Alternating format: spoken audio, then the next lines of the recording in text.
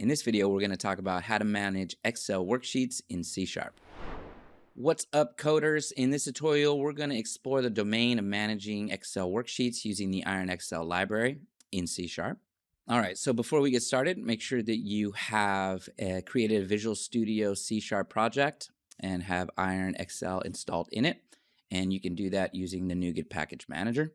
Now let's move to the program CS file where I've already written some code for managing worksheets in the Excel workbook. Now that we're all set, let's kick things off by creating a brand new Excel spreadsheet. Our Excel workbook is ready, so now we're going to load it with worksheets. We'll create 4 worksheets using the create worksheet method, as you can see here. We'll save it to the create new worksheet.xlsx and use this for comparison after making some changes. So here's a cool trick. With IronXL's versatility, we could shuffle the order of our worksheets. So let's place worksheet 2 at the beginning by using the set sheet position method. And the first argument is the sheet name, and the second is the index number where it needs to be placed. Let's give the spotlight to worksheet 3 by making it an active tab in our workbook.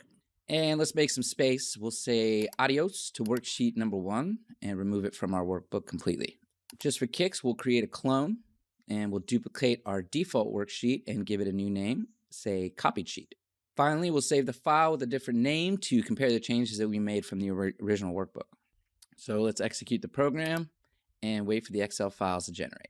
So there you go. If you compare the two, you can see the changes we made using the cool features in IronXL. And that's it. You learn how to manage Excel files using IronXL, but it doesn't end there. You can keep exploring and getting used to managing Excel files effortlessly.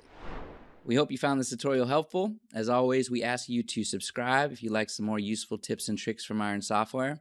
If you haven't tried out the software yet, there's a link in the description below. You can go ahead and click on it. That'll take you to the site, download, install, and check it out for yourself.